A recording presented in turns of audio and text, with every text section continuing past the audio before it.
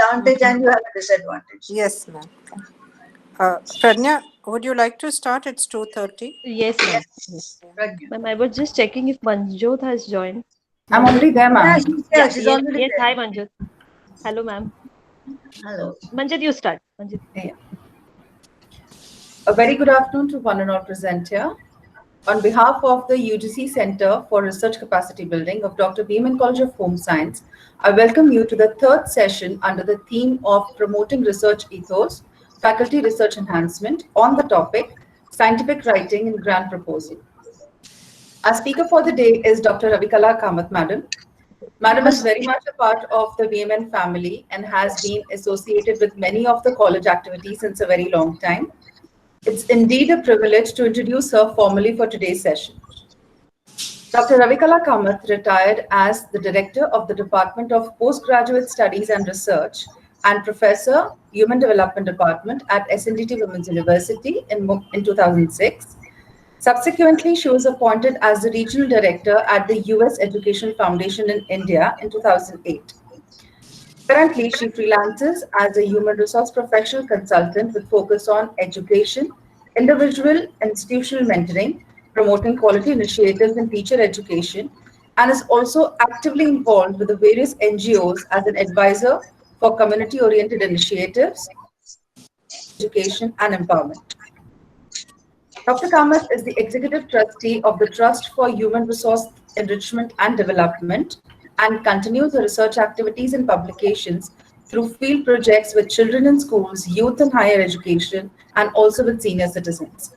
She is also a member on the sexual harassment redressal committees of several organizations and their subsidiaries as an external NGO representative. Her work experience spans 40 years in the field of higher education and has entailed teaching at college and university levels. She has gained wide research experience through guiding research scholars for master's and doctoral studies, and also by being the principal investigator for projects sponsored by national and international agencies. Dr. Kamath has held several academic and administrative posts during her tenure at the university as head of the department, as dean, and also as the chairperson of the University Grievance Committee. Ma'am was the BCUD director from 1996 to 2000, the NAC panelist, and also the president of the Home Science Association of India. In 2001, Dr. Kamath was awarded the Fulbright Fellowship in Educational Administration and is now the president of the Fulbright Alumni Association in Mumbai.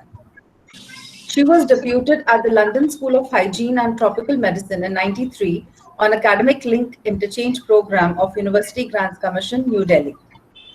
Her expertise in teaching, research, and community development initiatives has enriched her contribution in the National Curriculum Development Committees of UGC, National Council for Education, Research and Training, and for courses of Indira Gandhi National Open University, New Delhi. Dr. Kamath is also a member on the National Consultative Committee of the UGC scheme of capacity building for women managers in higher education, which involves conducting workshops for creating awareness, sensitization, and motivation for middle and senior level women professors in India, and is at present designated as the master trainer and the regional coordinator for the Western region. Ma'am, thank you so much for accepting our invitation. It's indeed a pleasure having you amongst us today. So without any further delay, I request ma'am to take over the session. Same here for me. Great pleasure to join my family of friends from many, many years. And Mala, thank you very much for having me. Pradnya and all my students and fellow colleagues and all. I know I'm not able to I see everyone's face at the moment, but I suppose I will shortly. How can I manage both to see them and me? What do I do? Huda or somebody advise me? If I want to see other people who have joined me also, yeah. This brings me to my yeah. Fine. I Vinaya. And whoever else. But I suppose for all of us to have our this thing on, it may not be entirely convenient. Oh, Pragna, now I recognize you. Otherwise, you are a face, your face didn't fix. Anyway, okay, so I'm so happy to be here with you. And I want to share what I felt motivated again to prepare and put together, because I didn't have all my wherewithal here. I am in Bangalore at the moment, having come here before COVID and got stuck in Bangalore in my daughter's house and with grandchildren. And so this was a different ball game to start preparing PPT and do all that. But I said, okay, fine, let me do it. And here I am. I hesitated first, but I'll tell you why I took it on. Let's begin with my first presentation, which many of you have seen many times. But it's something like a tonic for myself and for all of us to remember once again the key to success. Huda, can we have that? Huda, can we have that slide presenting? What do I do? Ma'am, just give me 1 second. Yep. I said, please do it from your end. I don't know how to do it. If I get it, if I prepared it and sent it earlier, so that it will be available. You are present and I will go on. Yes, here we are. The key to success. Put it on slideshow. Yeah. Yeah, we turn this very quickly. We don't want too much time on each thing. Once a woodcutter went looking for a job. He got a job with a timber merchant with a good salary and proper working conditions. The woodcutter was thrilled and determined to do his best. His boss gave him an axe and showed him the area where he was expected to cut the trees. At the end of the first day, the woodcutter brought in 15 trees he had cut that day. His boss was very happy with his performance and congratulated him. The woodcutter tried harder the next day, but he could cut only 10 trees. The third day he tried even harder, but he was able to bring in only 7. Day after day, he was bringing in less and less trees.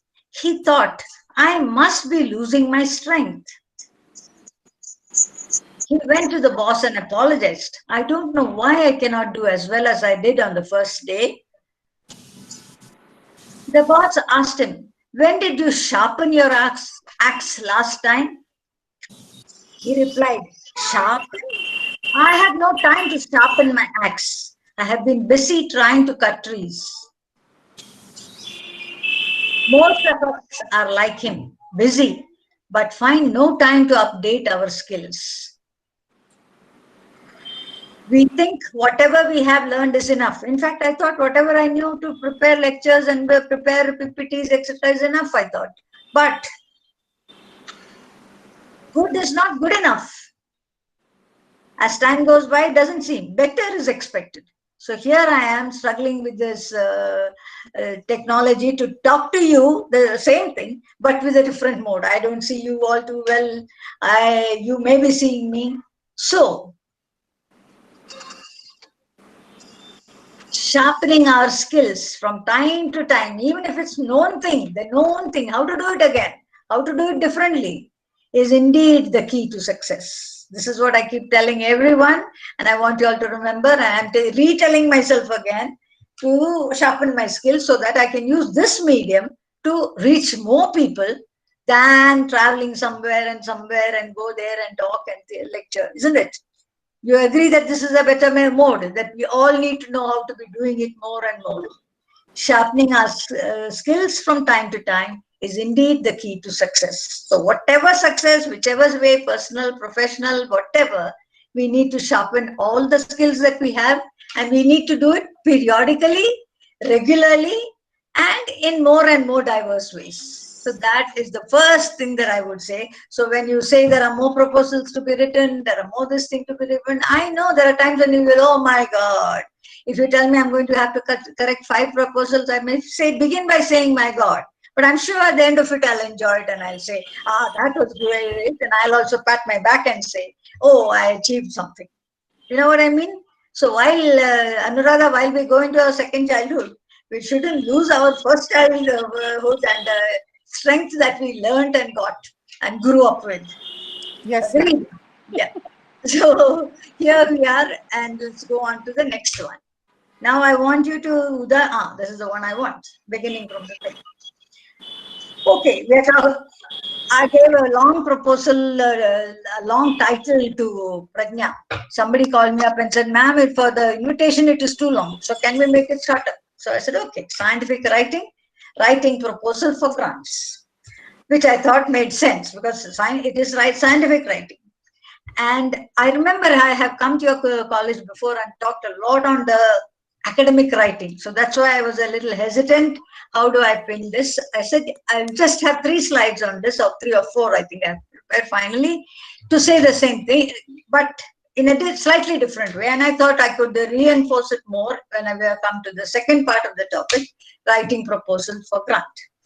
My name is here, of course, my contact number. Now, number I don't give because I don't answer a call unless I know whose number it is. Because I don't know whose it might be. Half the time there are recorded messages coming in and somebody else is trying to sell something else. So for that matter, I prefer to get, and half the time it's shut off also. I don't even know where my mobile is at the moment. So it's not usable. So if you send me an email, it's easy for me to come back to you. So that's my email, and here we are. Next one. Scientific writing.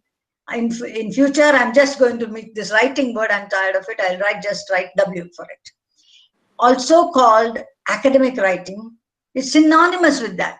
Technical writing, scholarly writing, whatever the different names may be, that they are designed to communicate to and with academia and scientific fraternity.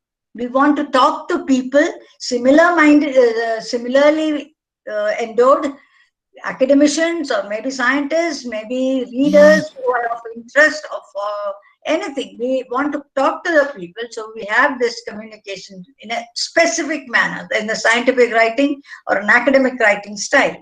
Primarily, empirical evidence or information, non-fictional information with sound conceptual and theoretical framework. It is not that you write anything. If you want to write something spiritual, you may write. You may write it very, very professionally, but it may not have any empirical evidence and may not be necessarily based on scientific principles, and therefore we would put it in a separate category. Yes, the next one. The general features of academic writing. Generally, there are 3 types of writings that we would do. Research reports and research papers for peer-reviewed journals or for award of degrees. You may write research. It is mostly primary research. You have done primary research.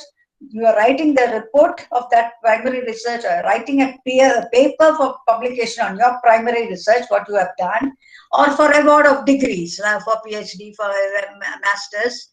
All of them, there will be some format of writing which is decided by the institution. The institution to which you are submitting this, or the journal to which you are submitting, will give you broad guidelines as to how you should be writing. A second type of writing is all the proposals you write, the proposals for funding, the proposals for fellowships, the proposals for travel, proposals for where you are in general saying, please give me the money to do whatever I want to do. Those are the proposals, and ultimately their reports. Their reports will also be geared in a different way to tell the persons, the people who have invested in you, what you have done, what you have achieved, what have your outcomes been. So it has a slightly different approach. The third type is the literature review papers. That is, you are giving secondary research of other people. Other people have done. You are either summarizing or synthesizing, or you are meta-analyzing. That is, at different points in time, in different locales, different people, different researchers got different kind of thing. Their primary research gave us different kind of research outputs. At the end of it, you as an investigator or you as a reviewer is putting all of this together, doing a meta-analysis and presenting a paper or presenting for a conference into a conference proceedings. You're presenting a paper on secondary research. You haven't done the research. Your primary thing is to put together this thing. Your review of literature is like that. The review of literature is you collect reviews from other people and then put it together, and that is a secondary research that you are doing. So these are the three primary types that we would talk as features of scientific writing. In all of them, the most important thing to remember is your language should be clear, accurate, objective, not subjective. That means not your personal opinion. You may give your personal opinion in the third type of writing, the literature review papers, etc. But there you will scientifically analyze and give the finding of what you are saying. So it will be not objective even then, not subjective. It is formal and it is explicit in style. It should be very clear in its style. Second set of features that we talk about are it should be structured logically and organized with conventional section heads. There are different section heads for all kind of proposals or any kind of scientific writing. Conventionally, there is one thing called, you may call an introduction, or you may call it, all those who have done research know there are some conventional heads. You have to conform to them. It is important to conform to them because that is expected. That is why it's called scientific. That's why it's called academic. The fraternity knows that fact. So you are supposed to read. Your reader will understand it better if you write it that way. A second important point is credits should be honestly cited. If you have taken something from somebody, just say it. It only adds to your value to say something. Of course, you can't copy anything and pass it off as yours. That is not allowed. Avoid plagiarism, you know.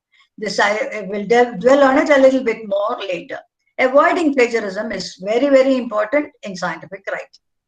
Methodology, the procedures, the protocols should be explained correctly. You should say exactly what you did, what was your method, what was the tools, etc. Yes? Anybody had to say something to say? Inferences and conclusions given is the next item that is very important. It presupposes that you know, you have inferred because you have a background on it. You have understood it very well. And one important point to remember, two important points to remember, the do's and the don'ts. In the don'ts come this one. You do not use first person, I, you, me, I, etc. is never used in a scientific writing.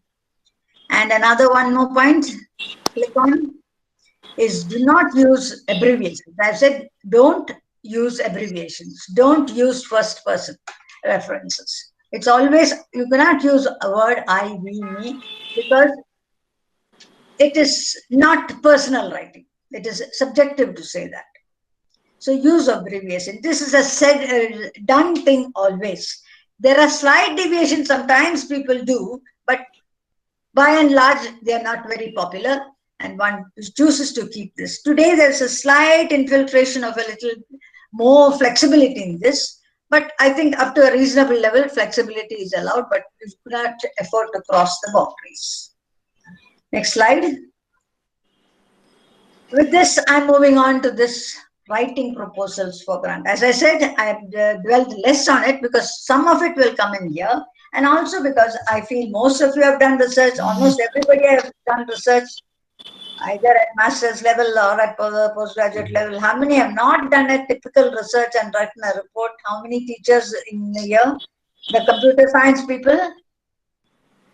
Are they with us? The computer science teachers are also with us?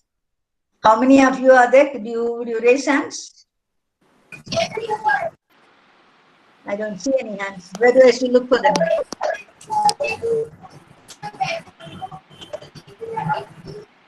Anyway, it doesn't matter. Kamath ma'am, there are around 13 to 14 here who are attending. From computer science. Yes. Computer applications. Do not have a background of doing the research and having a little baby born for the examiner, right? Actually, by the end of it, it's your baby that you have created, professional baby, not a personal baby. You have created a thesis, put it together, bound it in black binding, and you have got your name written on it. All of you have known what successful feeling it is to have it, like you delivered a baby. So that's why we say it's your professional baby. But those of you who have not done it, you will understand the gist of the scientific writing when you look at it and think of it. And when you have read other people's theses, when I've seen these publications, you would know. So I decided to go more into writing proposals for grants. Why do you need grants? This is my way of saying it. With vitamin M, you are stronger. Vitamin M, all of you know that. Vitamin M is the money. You are stronger to do better research. Research again will be presented with R alone because I get tired of typing. It gets you collaborative support. You get collaborative support because the funding agency is with you. Somebody in the funding agency is also overseeing what you are done. So you get a collaborative support, or you may even approach somebody new for collaboration. When you have some funding and background, it's easier to get a collaborative support from somebody else other than the funding agency also. It is also possible to mobilize partnership with colleagues, your own colleagues. When you have something, your own colleagues within the same field or even across disciplines, you may want colleagues across disciplines. It is easier to mobilize that partnership. You say, I have got this much and I've got this thing I want. Or even when you are applying itself, you can ask people, would you join me? We could do this and then we can all flourish better. I always believe together we can achieve more rather than a single person. By doing all this, you are less stressed.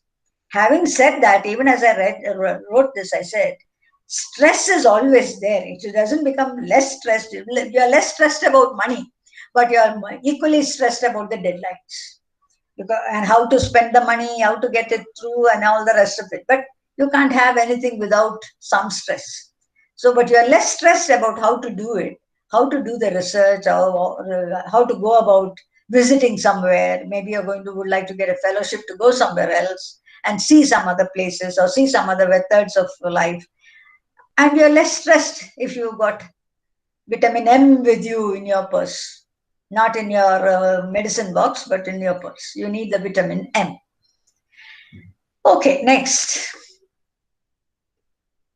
Now, the proposal has to be effective and good. How do you make it? What makes a good proposal? It stems from a very good concept. You must have a very good concept of what you want to do.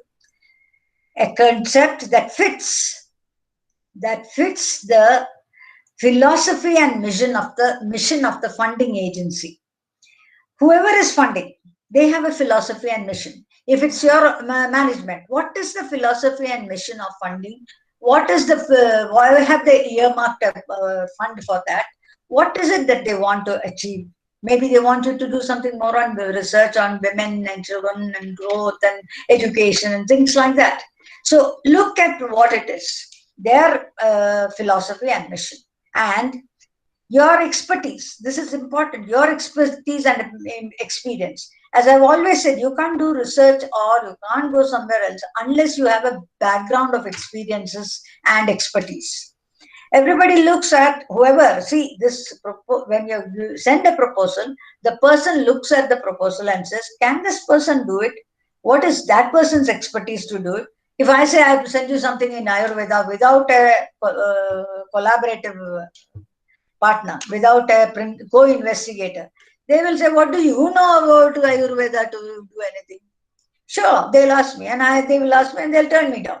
But I don't have a degree. I may have taken a few Ayurvedic pills. That doesn't make me an expert. I can't say I have the experience of the pills. I became better because of the pills. So what? So I have to have experience and knowledge and expertise in the language, in the field that I will. So the concept should fit my expertise or my co-investigator's expertise. Only then it is a good proposal. Otherwise, it's not. It should be clear and it should be focused. Yes, next. I'm clicking my mouse here as if it will turn. Focus on what you plan to do. Focus. That is important. You may even say there are two parts to your thing. This will be done by this one and the other will be done by the other person. Whatever you say, Today there is a lot more respect for interdisciplinary research, transdisciplinary research. Everybody is interested in everything else, so to speak. So it is wise to do this. Try to combine your expertise with somebody else to do some research. Yes. Before you start, and I say that very literally to you, all of us, no matter what you have done before, before you start, you have to search, find a source, a study with potential funding agencies in your discipline domain. You have to find, like for example, I was thinking about this, and I thought to myself, when I wanted to do my PhD, I didn't want to give up my job. I wanted my job and I wanted to keep it. In fact, I remember I got admission at Baroda at that point in time. But my institution said, we are not going to give you leave to go. You should resign and go. I didn't want to do that. I didn't want to resign and go. So I had to really decide what to do. Finally, I decided I wouldn't go to Baroda. And I decided to do in the local university. But what I'm trying to say is you have to decide what is the kind. You have to search. I remember the Canadian fellowship. I didn't know anything. I saw an advertisement on Canadian fellowship. I took a full 1 year to study what is Canada, what is Canada's philosophy, what is the educational sphere, etc., etc. The following year, I pitched that fellowship and got it. What I'm trying to say is you have to really spend time before you start. Even for your own organization, if there is some this thing, spend some time to think what will be of interest to them. Look at their this thing, meet one or two people of the management, or meet your principal and others who are closely associated with them will know what will be. I remember one day, if you remember, Mala, I was saying for that Fulbright Fellows alumni, I wanted for us to pitch a project together after we came back. They said you need 5 people with you. So I had even said, Mala, you join me and we'll do it. But when we went and met them, I had this idea of youth and youth and senior citizen combining. So bringing them together, the Harmony, the IGI, etc. And we went to the agency. Did you come with me, Mala? I don't remember. But I went with somebody. No, I was there with you when they gave you us the feedback. Correct. And when they said, the old age is not in our this thing. So if you write a proposal, however good it is, it may not be considered. So I would rather you didn't work too much on it, because we will not be able to fund it, because that is not in their purview at that point in time. I don't know about after that, we really didn't try, but it's a clear thing. The proposal may be good, the idea may be good, but it's not in the funding agency's purview. So that is what is important. That's why you need to know what it is that they are interested in. So even with your organization, if you find out what is it that is will be useful to them based on what you have done, or something extension of that, or maybe something a different aspect of that, it would be good to do that. Brainstorming for research ideas is a very good idea. If you are just a team of 4 or 5 people, sit together, and that's exactly what Mala was telling me just before we started, that a smaller group gets together, sits together, looks at what are the possibilities, who could possibly be coming and doing it, maybe your own friends, your colleagues, you can tell, and we can see how 2 or 3 people can get together. But unless you have something, it's just like how you selected your topic for your research. You had to find out who could guide you. You had to find out your own interest. What do you want to do? You want to know what exactly. In the same manner, when you're writing a proposal, if it is for a fellowship, if it is for research, if it is for going, if it's to visit some other country to get expertise, for all this, it presupposes that you're going to study and search the source. In fact, try to find out, whoever is interested, 2 people in the same field or 2 people in cross disciplines, who try and get together to find out what are the kinds of things you can do and what are kind of agency you can approach. Whom can you approach? Begin in a small way if you like. UGC gives you, many of you have done, I know many of you have done minor research and major research. So you get an idea of what to do, and then make an actionable draft plan in your own head and on your own paper perhaps. Next. Begin to put ideas and thoughts on paper. This I would definitely tell you in the next 15 days, whoever is planning to do, at least 50% of you should do this. Whether it comes to fruition or not, do it. When ready, start to write the proposal. When you are ready with all this, start the proposal. So this is the groundwork before you start. Yes, go on.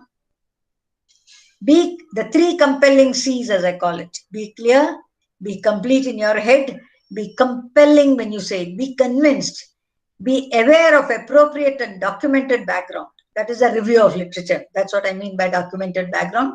Find out who said what, who did what research, which. Don't go for Rip Van Winkle researchers. Go for newer ones. I would say go about 25 years back, not much beyond that, unless your theoretical framework is lodged in something earlier. Ensure the potential and scope of application. You should be able to do it. You have the expertise, or you have the other person has the expertise to whom you're going to go in forward. It must be understandable in terms of relevance, even to those outside your discipline. Your discipline people should understand, but for proposals, why does anyone give you money for doing something? So that it will be useful. When you're doing it for your degree, you're doing it for your degree. When you're doing it for a master's degree or a PhD, you're doing it for yourself to get the degree. So I would also say, go ahead and do something that really interests you. Here, you have to look at something that is understandable to people in relevance. Like, for example, if anybody says anything about corona, everybody understands it as important research. Coronavirus. Even my children said today, there's something the grandchildren said. They said, when will we go to some restaurant to eat? She said, maybe soon. And the mother said, but what about the coronavirus? So we said, okay, we'll wait till the coronavirus disappears before we go. But the relevance of this should be clear. Should indicate contribution to the donor organization, to self. How are you as a teacher or as a person going to benefit from this? And to the home institution. Home institution is a parent institution. That is from wherever you are pitching sending the proposal. How does your organization improve? For teachers, it's easy. You will say it improves your teaching. It improves you as a teacher. It improves the agency. That you have to tell them what you do. But what I'm trying to say is the topic that you select and the topic that you put forward with the conviction, you should have also thought how the donor organization benefits, how you yourself will benefit, and how the home institution will benefit. Next, the first step, read the announcement. There will be an announcement of the fellowship. I don't know if your college has published anything, an announcement. Mala? Is Mala there? Anybody else knows anything has been given? Anuradha, maybe you know? Ma'am, I couldn't get you. I couldn't get your question. Is there any announcement made by your management or some kind of flyer put up by the management about? No, they haven't. But now that you have mentioned it, that perhaps at our level we can prepare a flyer. I think it's good. Has left it open to motivate people. Motivate. But what you're suggesting is a good idea, that we can prepare a flyer from our side. So that they know what to apply for. They know what kind of proposals will be. Say what are the main things you want. What can they write? What can they work on? Or ma'am, possibly even highlighting the focus area, isn't it? Correct. That's it. Focus area. Very broad. No, actually, ma'am, this is an excellent idea which we had not thought of ourselves. Because then it gives them, they know also. I mean, you can research on anything otherwise. You could research on coronavirus, you could research on tables, you could research on ergonomic chairs. But if a person with ergonomic chairs presents it and sends it to you, should you consider it or not? You should also be aware. Yeah. Mhm. So for that, So even, most even other, giving a format and outline would, I think, help people who are doing it for the first. exactly, and help everybody to know what to hope for, what to work on. So this guide, but otherwise, announcements, any announcement calling for papers or calling for proposals or calling for fellowship applications, whatever the word is, they would always give some kind of announcement and outline. For yours, it's a fledgling idea, so maybe it will take time. But even then, they do that. So there should be an interest from your side to ask, what shall we write about? Someone should ask also. Ask Amala every now and then, what shall we write about? So Amala will also put on a thinking gap and think of writing a flyer, making a flyer, stating the objectives. This flyer generally provides an overview and rationale, detailed program or fellowship information, gives the guidelines and facts on preparation and submission of the formal proposal. It's good to give a formal proposal a deadline. Before such and such a time, twice a year, you can invite proposals. One is one deadline in first term, semester, second semester, whatever, and another one at the end of the year, something that they can work in their summer holidays or something. You know, you can have 2 times. But if you say leave it open all the year, you cannot have proposals coming in, and how will you process them? You cannot have it. It becomes too flexy. People also will say, aaj nahi hua to kal karenge. But if there's a deadline, you will work for it. And what are the documents to be submitted with the proposal? All this will be generally given in the announcements. So all this you have to first read. And you also need to understand the review process. This is important. Who is going to review? Obviously, the organization cannot sit. The organization means what? People. The people who are working in the organization, they are not the ones who are going to review it. They don't have the time. They have to call the experts. When do you call the experts? What kind of experts will you call? They will have to look at the proposals that have come there, find suitable reviewers. And in fact, if you have ever been a reviewer for proposals, then you realize how to write the proposals better. Because I have been reviewer for Gandhi, for Indira Gandhi, not Indira Gandhi, Shastri Canadian Institute proposals, and I realized some proposals could have done better and would have got if they had the clarity. Sometimes the reviewers may be like UGC, minor grants proposals. We sit in Pune and review the minor grants. We don't know who it is. It's a blind review, but you should understand the review process, because the organization may have ideas, but the review, when you go as a reviewer, what do we know what to do? We are told this is the main thing. These few topics are falling within our purview. We want you to review it. Of course, you're not doing it alone. You have a group of panel sitting with you. But when you're reviewing, you have to understand the review process and pitch your paper accordingly. Don't think that you are an expert in this field, so therefore you will get it no matter how you write. No, it should be one should be aware of the review process and how long will they take to come back to you. That is also important for you to know. Yes, next. Whatever advice we are giving you today, I am giving you today, is not going to guarantee selection, but it will help applicants write better and most effective proposals. You can't say that, always, any proposal, if you have ever sent, the reply is, your proposal is good, but we have found better proposals, and therefore, we are sorry, we can't entertain it. They're not going to disappoint you. They're going to just say there are better proposals, which is what it is. The better proposal gets it. And as reviewers I've seen, we can't go to the person and ask, what did you mean by that? There is no way. There are so many proposals, you just bundle them and look at them. Whatever is the best gets it. So at some time, it has to be very carefully put in so that you know where it is. Of course, there is a little bit of inhibition and fear about writing. I used to have this fear, inhibition and fear, oh, I will write all this, will it happen, will it not happen? You don't know, but you write. And when you write, and when if you don't succeed the first time, you'll succeed some other time. Or maybe if you send it to some other agency, maybe they will find it more successful, more palatable, and they will take it. So we can definitely write better proposals if we follow the guidelines that we are going to go through now. Proceed. Next. What happened? Understanding the review process.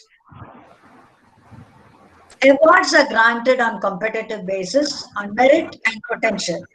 Whether you have the merit, the background, and whether you have the potential.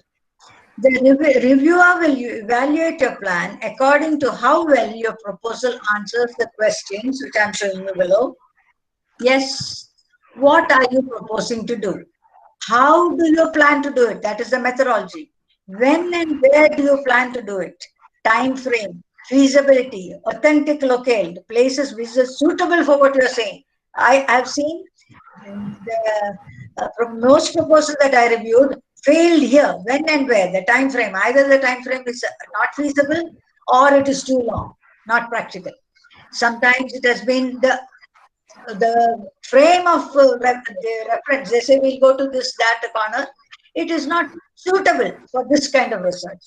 And again, how much will it cost? If you say you're going to do big things, it will cost you more time, this thing, and the money we are going to give you is not going to be enough for you to finish. Nor are we going to be able to make a good result if you don't have. So we say, all right, this is a big, nice proposal, but too costly, will not fit our budget. So the funding agency says, sorry, we can give you only 20,000. In 20,000, you can't do this. Or we can give you only 2 lakhs. In that, this kind of proposal will not. They're not going to tell you, rewrite the proposal, cut it and route it like this, etc. No. So the result is, what you are asking for is much higher than what you need. Or the other way around. What you have asked for will not be enough for what you are saying you will do. So see that there is a match between all this, because everybody looks at cost benefit analysis. I mean, even if it's managing management, if they are giving you 30,000 rupees, they are going to see if your research will be worth 30,000 and will give some ideas on which they can work further, go further. This is very, very essential. The criteria for evaluation, what are they? One is, of course, the merit of the merit of the proposal. Intellectual merit. How do you assess it? Does it address major challenges? Does it advance knowledge? Does it give understanding of within the discipline? Does it advance knowledge and understanding within the discipline? They look at it. Are the goals and objectives and methodology realistic, well developed, innovative, and feasible? Is it, all this is what I've said earlier also, it bears merit to repeat it, because you have to look at all this. Is the applicant informed by research in the relevant literature? That is, has the person read enough? And is there demonstrated leadership, expertise, and commitment in the applicant? You look at many things like this to find out. You may have an interview with the applicant after you have shortlisted, but in the beginning you may not have. So you may say, all right, we'll call the person for an interview, then we will see. The person may win or may not win. The application may or may not be favorably considered, but is there a leadership in that person? Is there an expertise and commitment in the applicant? These are things one tries to find out. If you look at all of this, you get the idea. Criteria 2 are the broader impacts of the project activity. Contribution to knowledge and learning. Can it enhance more research and education? Can the results of the project be useful to similar institutions or persons? Can it produce and disseminate information? You have to, after you do that, you are going to publish that. So if you're going to publish it, where will you publish it? Are there many readers who will want to see this? Nowadays there is no question of it. But generally we try to look at, is this information disseminable? Does it lead to scientific and technological understanding, partnerships, and benefits to society? These are what, as reviewers, we're generally used to looking at all these things. You look at all this. So when you write, you must be able to somewhere stop yourself and say, do I have these criteria? Will an evaluator be able to say yes to 50% of the questions? 50% of this checklist that I've given you, you yourself can say, yes, it is great, because your idea is great. How you have written it, etc. We'll look at it again. Yes, next. Where's my, why did stride meeting leave the meeting? Huda, where are you?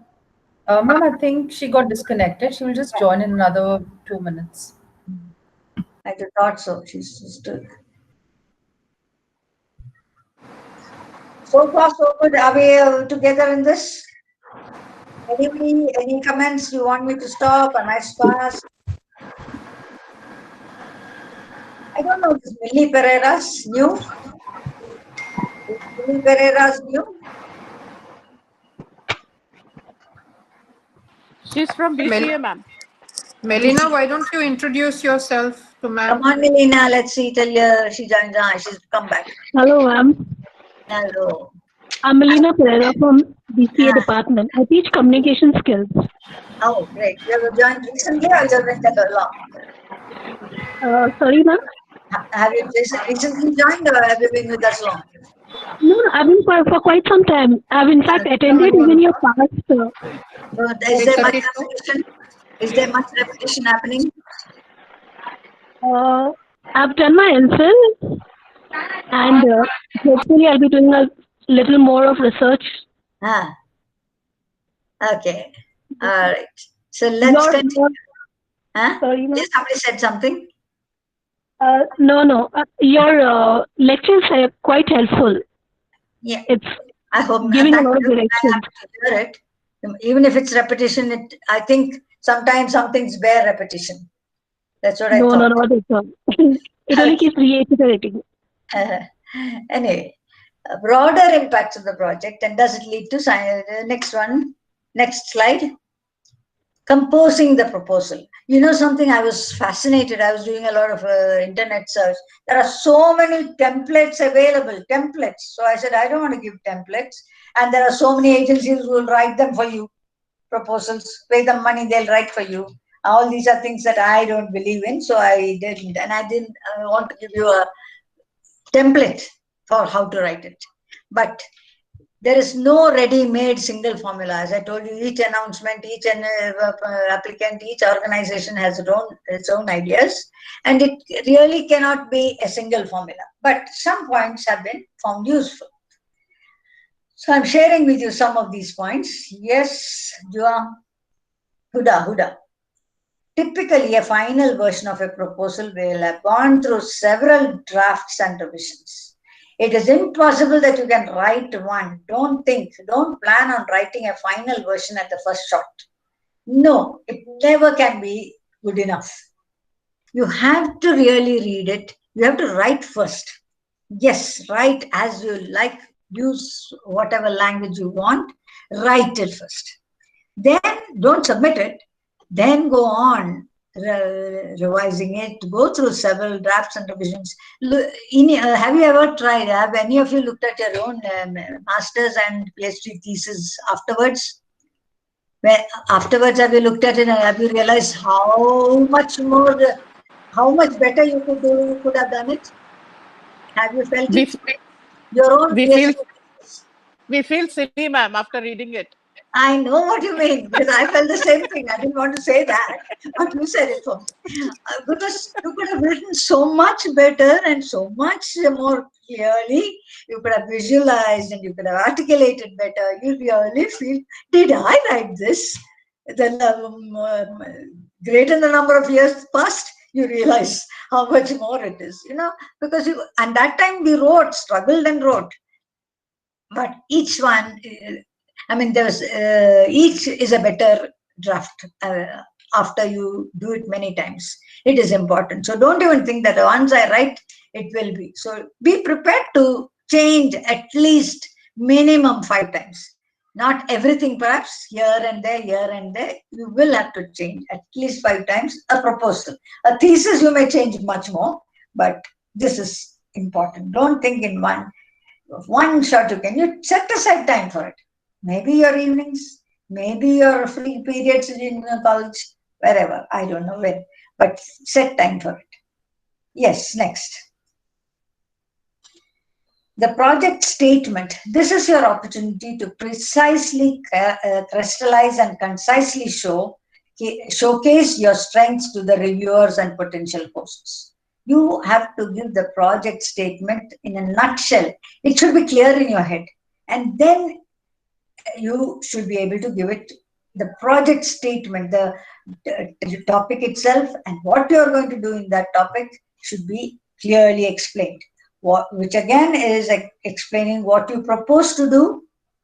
It will be in the futuristic sense, how you propose to do it, why is it important, what benefits for host and the discipline and self and parent organization, the applicant and the home institution. Yes, benefits for that. This everybody will ask you. I don't know if your management will ask you, but I'm sure they will also say, "Ye karne ke baad aapko kya milne wala hai? College ko kya milne wala hai?" I'm sure they would ask. If they call me as a reviewer, I'll ask you. If I'm called as a reviewer, I will definitely ask you, what benefit is it to you? What benefits is it to the organization? One wants to know all this, or one wants to know you have thought of it. The applicant is serious and has thought of it. That is the most important point. Next.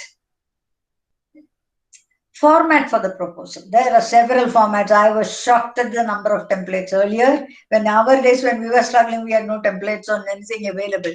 Not even a little bit of descriptive details. You just looked at the announcement, thought what best were, and having some sense of what you have done before, you wrote it. But here it is, the beginning, an introduction. The one has the most flexibility, basic information that we're given is this, that there should be a beginning and introduction. Then the middle, a body with the objectives, methods, and materials. And the end, the conclusion and the outcome. This is the general format that you are going to say what your conclusions or what your tentative findings will be, what you expect to get out of this, and what you think will be the outcomes for yourself, for society, for your parent organization, etc., etc. This is the general framework in the proposal, because you have not done the research. The outcome when here is what is the expected outcome, what you expect will come. So all this should be shown by you at the outset. The next part is we are going into the supplementary matter. You have to give the supplementary matter, the references or the bibliography. That is very, very important. Then the curriculum vitae of the applicant, whoever is put the special emphasis on expertise and qualifications relevant to the project. See, you have a wide this thing.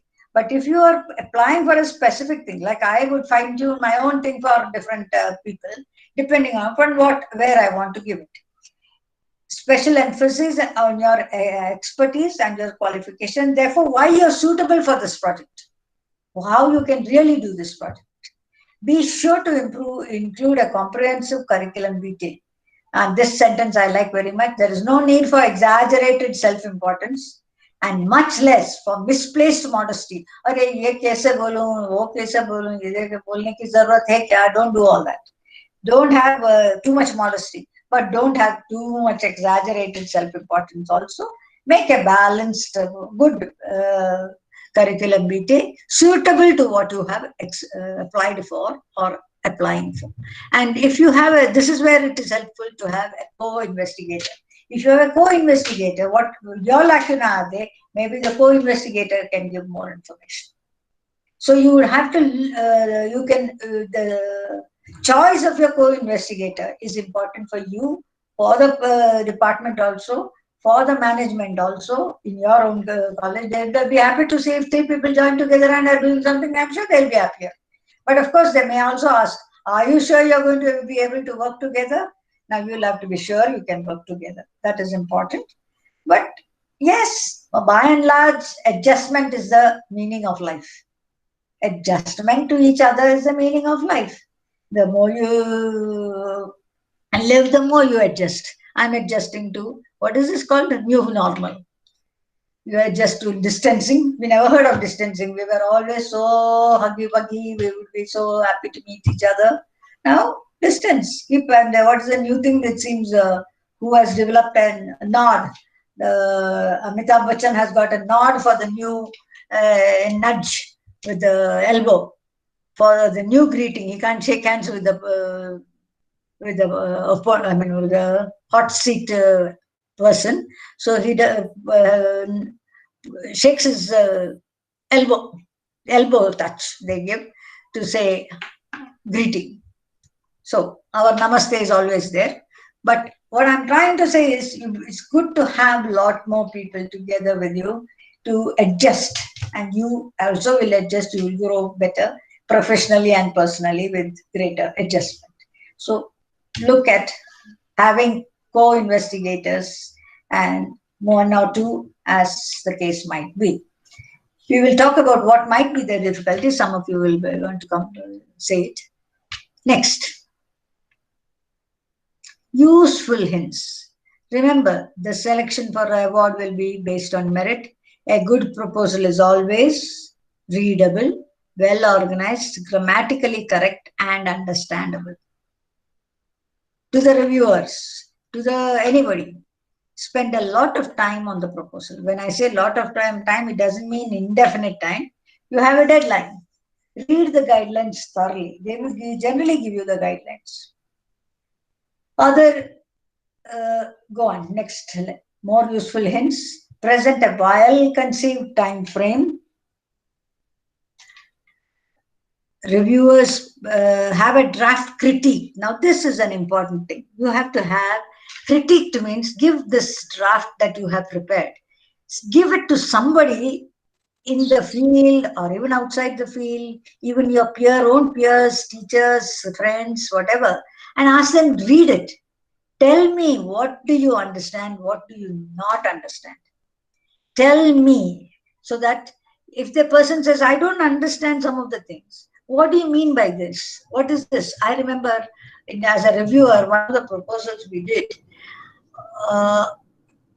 there was an acronym written by that person, which in her discipline was probably well known. But it was a different set of reviewers who were sitting.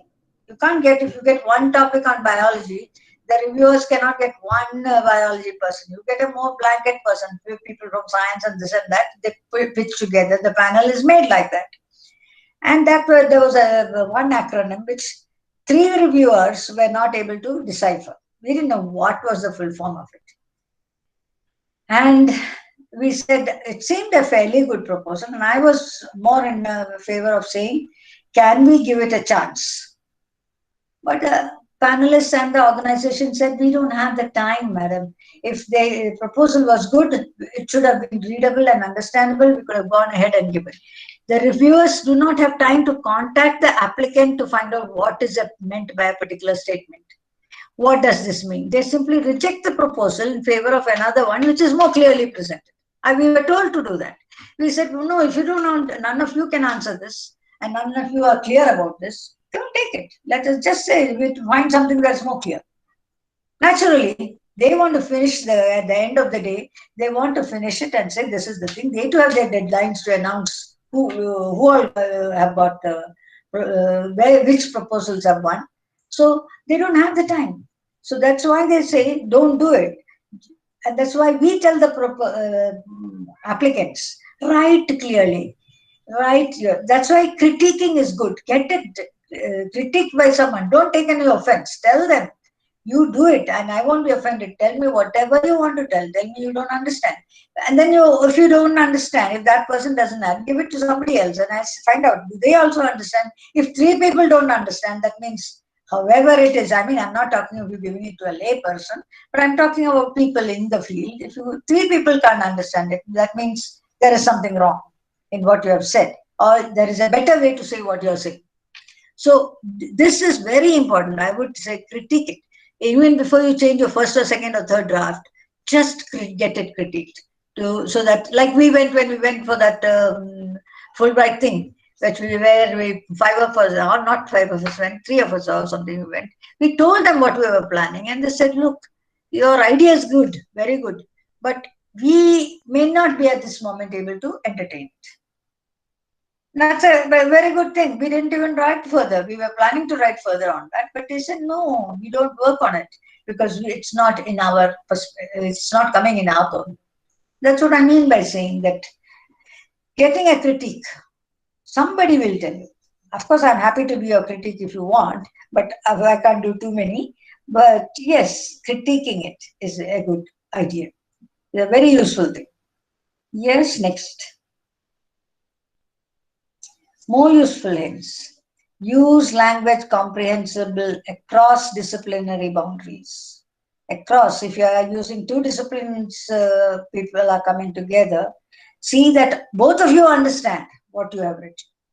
It may take a little extra learning and little extra inputs. Take the trouble to understand others' language also and let it be clear. You make it clear for each of you and everybody. Strike a balance between being concise and also giving the necessary details. You have to be concise here and there, but you also have to give details. Some details have to be given and may not be in very great elaboration, but so the balance between conciseness and giving details, elaboration is very, very important. Ensure that the final draft for submission is neat, clean, and easy to read. Next, more useful hints, because I thought I can give hints rather than more direct. The proposal must convince the reviewers of four things: that the project is of importance, is significant enough to merit reviewers' time and fellowship support, the relevant literature has been thoroughly reviewed to enable a well-designed plan of study, that the project is of manageable size within the estimated time frame, and that the applicant or applicants are competent to complete the project successfully. This is in a nutshell what the reviewers are looking for. So as I said, these are all little pointers that I've said even before, and those checklists I've given earlier. When you have written your proposal, or even as you're writing the proposal, time and again look at that and ask yourself, do all of you get a copy of this presentation or no? It will be in the college. Yes? We can put it up so that everybody can see it, or we can share it. Or you keep it, let them know where to get it, in the library or somewhere, so that they can, if necessary, if they take the trouble, they will find it. Or of course, yours truly is there. I will help you whenever. Okay. So applicant is competent to complete the project successfully. Next. Little things that make the difference that I have repeated time and again. Before submitting the proposal, use a spell check and proofread very carefully. Proofread and spell check at least is okay. Proofreading means really you have to read. Sometimes the spell check and proofread is not enough because the English language lends itself to many this and that. So you please read it. There are so many words with the same spelling, different meanings. So you have to really be careful. Follow the directions given in the announcement or whatever. They have a profile, they have a, what do they have it, a pro forma, whatever their pro forma, particularly any specific requirements of page limitations. They have specially saying not more than so many number of words or not more than so many pages. They do say that. And of course, avoid abbreviations. Use laboratory, not lab. Mathematics, not maths. Don't do that. Next.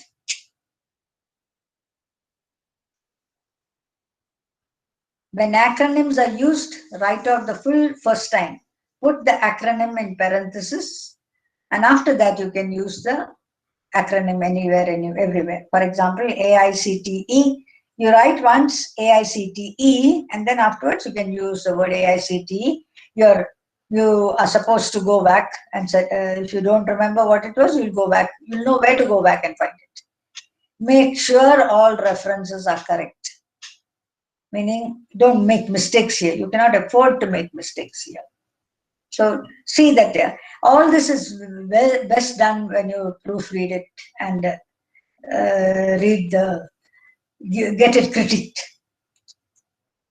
And next, finally, if the hard work results in success, congratulations in anticipation. However, rejection does not necessarily imply the end of the process.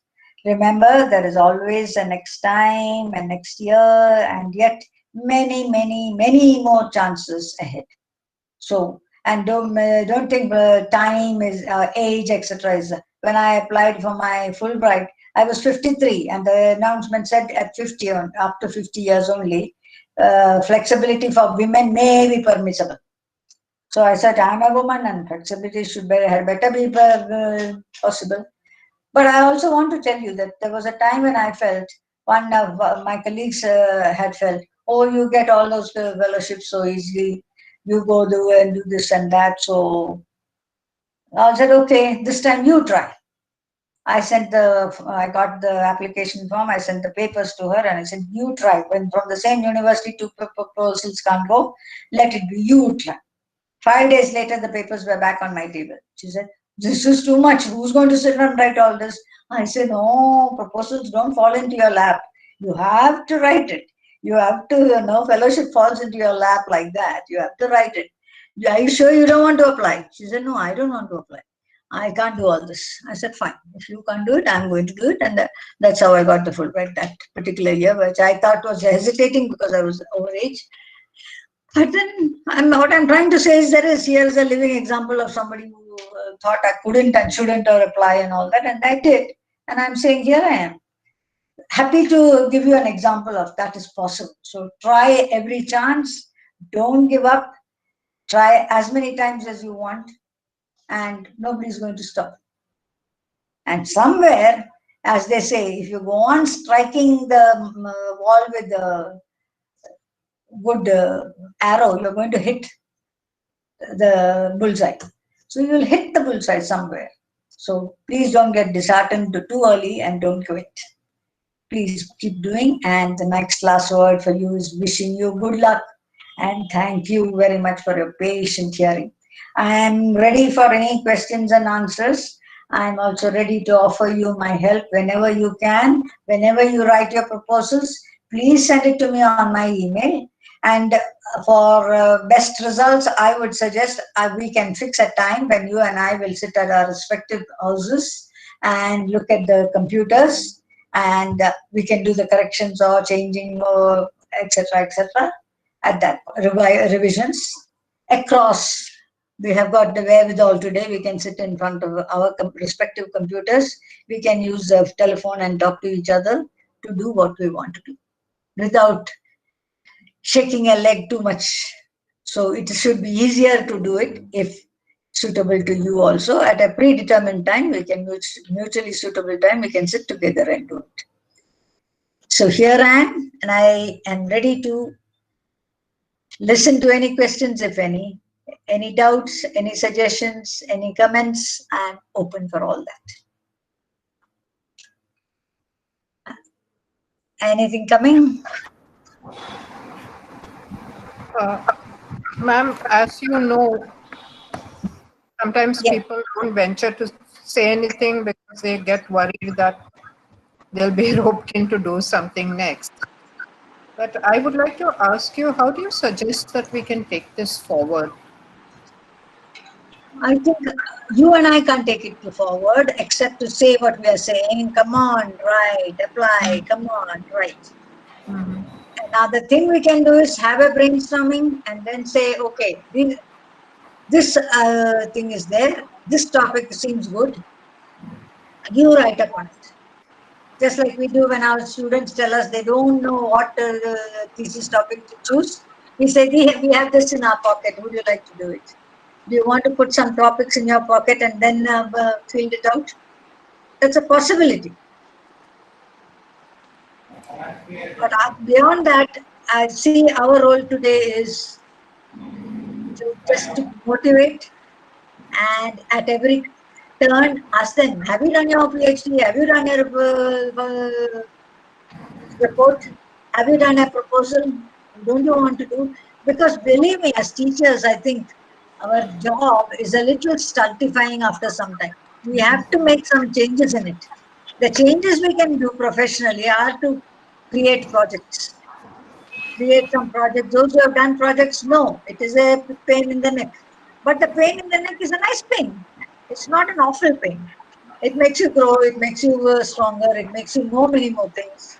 So you have to be prepared to take the pain in the neck, including repeated questions from a principal. Have you written a proposal? Would you like to write a proposal? Would you like me to send it to Dr. Kamath for review? I think that's the best thing you and I can do. What else? Anybody suggestion from anybody? Anuradha, what do you think we can do? Prajna, what do you think we can do? Ma'am, once for a Yes, youth ma'am. fund, our college had made a proposal and it got finalized to the last 12 proposals. Now they had a proper template. They did not make us write according to our wishes, like how you have narrated. So they had a template. We had made a proposal. But as you rightly said, what now I am just thinking why we lost it is probably because the kind of projects that they had, rounded up and given it to you were more outcome based, whereas mine was more of nutrition education. So probably, like what you said, that I did not read it thoroughly, that kind of a thing. So today, now I'm just wondering if we again can apply and make it more outcome based, because I think Mala ma'am will also agree, because she was part of it. She also attended the whole session. And now I'm wondering, okay, probably we did not look into the kind of projects that they wanted us to take up. But it did get finalized in the last final ones, ma'am. That itself is a USP for us. Yes. No, I'm saying, instead of saying nutrition education, community teaching of better food, balanced diet, or better foods, or something like that is more understandable to the kind of reviewers that might have looked at it. Nutrition education, what is nutrition education? They might have even thought that way. Might, as you rightly say, I don't know. So using words that is a little simpler. What, it was a UGC thing, or was it UGC? Ma'am, it was a youth fund. It was about 7 lakhs worth of money, which was given to organizations which were basically an NGO. Now they were working on something like, on sanitary pads and distribution of sanitary pads and things like that. Those kind of projects got more attention than us. Ours was more of nutrition education. So the outcome probably was not so very clear, because 3 people were asking us questions in the end. So now I realize that it was more an outcome-based kind of a project. This was more in your the interest to talk about education, nutrition education, but not yes, India. Ma'am, because we dabble in only that, so probably we wrote from our angle, but they wanted more out. Yeah. Good analysis, but it's all that paper work is still there. Look at it, simplify. Yes, ma'am, it is there. Yes. That's what I'm saying. You can always, if one time it is not, it is there. You can rework on it for some other purpose. Okay.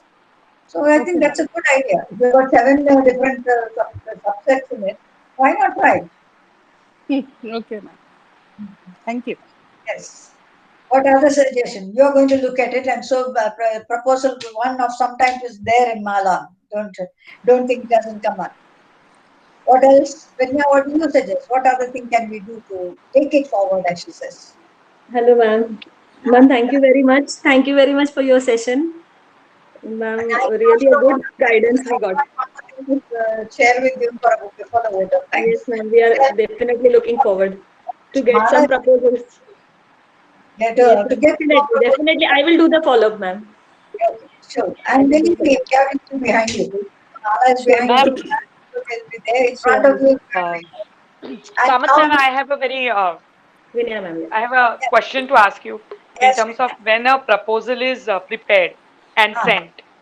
Uh, Many a times it takes a very long time for those people who are actually to whom you have applied to reply to your proposal. Now, what is ethically right, or rather, how long should a researcher wait Generally, before they tell applying? you before applying, before applying, or before waiting, or giving up. What do you mean? No, no. I mean, sometimes, ma'am, what happens is that you apply for a research proposal. Many a times you feel that there are possibly two organizations which are offering a similar kind of uh, support for a work that you are proposing to do. Obviously, ethically, it is not right to apply to both. Now, you apply to one that one doesn't really reply very fast. Okay. The second one's deadline is going. So, like, how do we go about in such a case? I think ethically, there is, you use the word ethically. Ethically, it's all right for you to apply to two before it is selected. Whichever selects you first, you have ethically right to accept it. Unless you feel that one was better than this one. Ethically, it doesn't stop you from sending an application. There is no ethics that stops A you from same proposal, same absolutely proposal. same Yes, you proposal can send. If it's the simultaneous, you can send. to two If places. both of them apply, then you will have to tell one of them that Yeah, look, true. I've been successful somewhere else. Honestly, you can't take both. Correct, correct, And correct. then next year you reply to them with a changed version of whatever you want to do, or an Because extended. actually, sometimes what happens is, man, government grants that are going to be No. available, they take very long, and you don't Yes, just reply, and then you just keep waiting, and you don't know what exactly is happening. yes, I but I had applied for something for my PhD support. mm, mm, Okay, I did get a reply back saying that it has proceeded further. mm. After which now nothing is. It's all So you're God knows free where to it go is. around. If at all it comes back after some time, you will honestly tell them, in the meantime, I have taken this. So I do not want this entire figure, but I want a smaller figure for continuation of the work. That you can do. Oh, okay, You can do. okay, You just have to be honest and tell them the truth. That because I did not hear from you within a certain framework, I did send it to somebody else and I needed it for my research. So I sent it. I've got this much. And additionally, I would like this much more if you can give it to me. That's all I want. I don't want the full amount.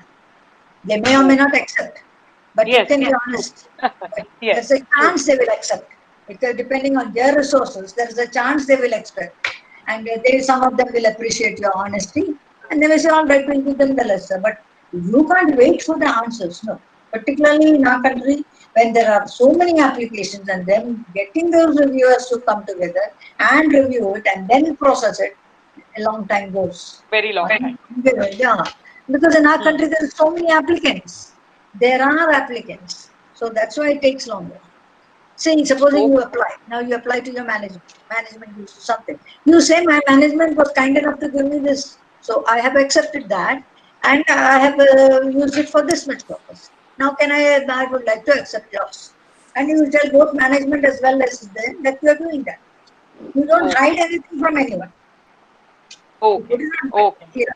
Yeah, otherwise Okay. how will you get into? Thank you, Yeah, ma'am. I wish they would be faster. I wish they would understand, but they will always have excuses. And maybe legitimate excuses, I don't know. But yeah, Thank you. yes. Thank you, ma'am. And wish you all the best. Not finished yet, not submitted yet. Yeah. Anyway, I'm glad No, you've ma'am. started. No, I'm ma'am. Actually, glad. I got stuck. Now I am stuck because I need to do field work. And since March now, I'm stuck at home. I mean, stuck I know. and But, can't go out. but can't you So, do something online like this? Add somebody I'm, on. I, ma'am, I'm doing it. I'm doing aspects of it online, Ah, but somewhere something which requires actually to be for me to be on the field in terms of measurements, anthropometric measurements, etc. All that data is stuck.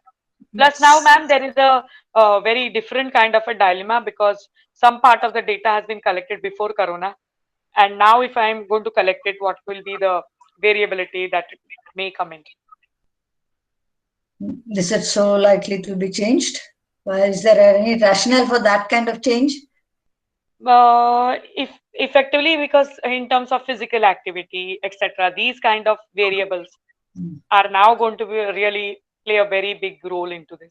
Plus, I'm doing a comprehensive assessment. So aspects of of being locked down during this period and its effect on not just body weight and nutritional aspects, but also on mental health. Yeah, so put that little bit extra into your thing and do it, but focus on your first thing. And this extra findings that you get, write papers about it. Don't worry about your thesis. You finish the thesis. Write the thesis. Write your thesis on what you have intended to do. Do that. Okay. And this will be additional data for you to write 2 papers at least for publication. Okay. Sure. Thank you so much. Thank you. Dear ma'am, I want to take the advantage of you being a home scientist as well. So as a director, when you were running the PGSR, ma'am, where all can we actually go for funding? Give us smaller fundings, because I know DBT and DRS and all, ma'am, they are very, very heavy fundings, which I don't think our college can get them. But what are the various avenues that we can look up? Because many of these researchers, like Pradnya, has done wonderful work in her dyes, her organic dyes. Roma Gandhi has done very wonderful work on toys, ma'am, ergonomically designed toys and handwriting and etc., etc. So there are a lot of people who have a lot of caliber to go into these areas. But the only problem is we don't know where to go for funding. I think you just have to look around. Like, for example, I remember when I went for my PhD, I wanted to get a fellowship. There was an ICSSR fellowship, salary protection scheme. It's no longer there anyway now. It was a salary protection scheme. And I saw that and I said, hey, this is what I want. But ICSSR, social science researcher, where will I ever get it? And all, I had all these inhibitions. I sent the application, believe me, I got it. I got my salary for 2 years. I was doing my work without going to college, which is like your faculty development program now, UGC's scheme. That time it doesn't exist with UGC. I got it. Only the condition was that within 3 years we have to complete the thesis and submit, which I did. So ICSSR was something I had never thought is a possibility. When you say DBT, etc., such figures and will not apply and all that, don't be inhibited. You don't even think that your college is not eligible for it. You will become. Of course, the bigger the net you throw, the bigger the more the number of fish you get, and there are a little more challenges. But still, don't preempt the possibility. It is possible to get it. That's why don't look at the size of the listing and get worried. If I get 1 lakh rupees or 10 lakh rupees, what will I do? Don't say that. Get it. Then see how to do it. Okay. Thank you. Ma'am, if we have some faculty members doing the proposing for their research for with management, basically, suppose with funding with management. So ma'am, what about like how do you suggest about the validity of the research, or the timeline or something like that? Like in UGC and all that, you have timeline. 2 years. Mala is going to make that flyer with timelines and this thing like that. What I think, Pradnya, what ma'am was trying to say is the nature of funding and the timeline go together. Okay. Get a funding of 10 lakhs, then your timeline naturally exceeds. If you get a funding of 50,000, 30,000, what you're going to be able to do during that time becomes limited. So one would be to find what is the kind of amount that is being put in, what are the expectations. Correct. And accordingly to make a timeline. She's talking about validation and authenticity. Some monitoring. Your research is your research. The money, where you got it from, whether your mother-in-law gave you the money or your management gave you the money. Management. It's not important. I think the validity of your research is tested by the kind of publication that you come out with. Because most people do their PhDs and it remains on these dusty shelves, not read by anybody and not disseminated. But the validity is to disseminate what you've done. Other people read it and other people start to cite it. That's when your research gets correct. The 10 people say that, okay, Pranya Ambre has done this and we are using her research as something that we are using to build up our own research. So the validity comes with publication. Otherwise, the research remains just a project that you have done for yourself. You need to disseminate what you have worked on. Publish it. Publish it, share it, etc. Yes, yes, ma'am. So the validity of your research has nothing to do with the funding agency. The funding you could get, even your father-in-law could give you the money, or you could take it in your own purse. How does it matter? Of course, if you have got a good name to say that good organization has funded you, yes, it adds to your weight, not validity. It adds to your weight, not the validity of the research per se. Ma'am, if you are a reviewer and you get lovely 3 projects from 3 departments, what makes you pick up one out of it? Is it just outcome based or the benefits that we get for the college? It may be a combination of all. It may be a combination of all the factors. You would begin to look at look at the reviewer's guidelines and say this I see. Which one does this one fit and the other one doesn't fit, etc. Yes, we would be challenged to decide. We may say even 2 may not. So then we may even say keep these 2 proposals in line, first and second. If you can divide the money, give it to them by division. Or we would suggest these things. Both are equally good, but very often that, I haven't had that challenge. One challenge, like one proposal, when is it? Was it Fulbright? When I was selected, they had also selected one other person. I was the first choice, and when I was unable to go because of the personal tragedy that I had, I did not go that particular year. I went back and told them after 4 months that I can't go because of this particular tragedy that I have faced. I can't go. Then they called up the second person and asked him, would you like to go? And I don't know whether he went or not, but they asked me, surely, are you sure you want to give this up this time? We cannot wait for you next year. They told me, but I said, I just can't do it. So the following year I applied, but when I applied on a different scheme and I got it. Not on my own merit. On a separate merit, I got the second one, but not on the first one. So this is what it is. It depends. Generally, we may put a scale and say this is first, second, and third. If you can distribute money between 3 or at least between 2, why not? That we would suggest. They must agree. They must have the power to agree. Yes, ma'am. Okay. Anything else? Well, we have done a lot of serious talk, and I want to share with you one small little thing before we close. Huda, your third one. Huda? You there, Huda? Yes, ma'am, I'm here. I'm uploading. Uploading it. Some of you might have seen this, some of you may not have. But I find it very interesting all the time to end with some interesting some humor after a heavy talk. Anyway, as I said, I'm always there. Any proposals you want to put across, I will be happy to associate with Mala, anyone, I individually as well as through the college. Yes, let us do.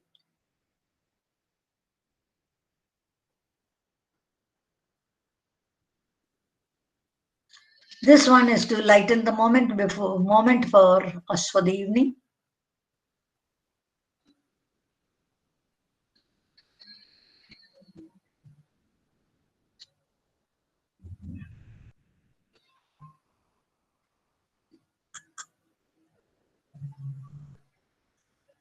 Okay, this is the title is 2 Reasons. Go back. First, yeah. I'm sure many of you have seen this. The whole thing is 2 reasons. Huh? One Monday morning, next. In one home, a mother wakes up the sleeping son. Mom says, wake up son, it's time to go to school. The son says, but why mama, I don't want to go to school. Mom says, give me 2 reasons why you don't want to go to school. Next, The son's 2 reasons. 1, all the children hate me. 2, all the teachers hate me.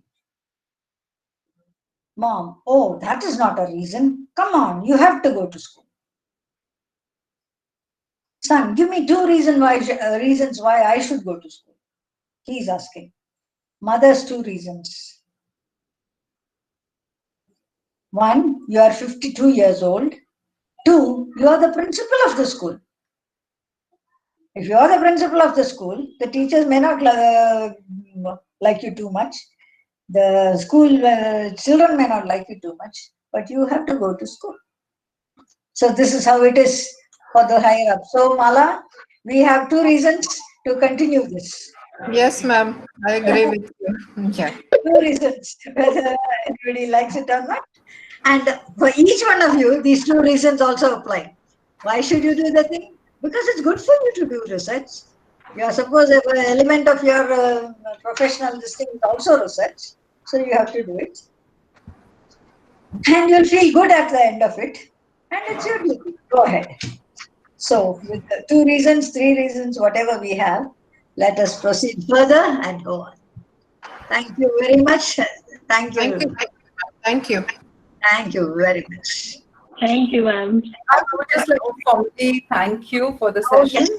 Yes, I have. On behalf of the UGC Stride Center for Research Capacity Building of Dr. Beeman College of Home Science, I would express our heartfelt gratitude to Dr. Kamath for taking out time and conducting this session for us. Thank you so much, ma'am, for such an enriching session. It has surely motivated us to start writing proposals now with better clarity and perspective on the topic. Although we have attended many of your previous sessions, there's always something new and interesting to learn every time. Thank you so much. Thank you so much. Thank you to Huda for operating the PPTs, to the entire Stride committee members, and all the teachers for attending the session. Thank you, everyone. Thank you. And all the best to all of you. Thank you, ma'am. All the best to all of you. Thank you. Thank you. Bye. Thank you, ma'am. I'm leaving. Thank you, ma'am. Take care. Thank you. You too.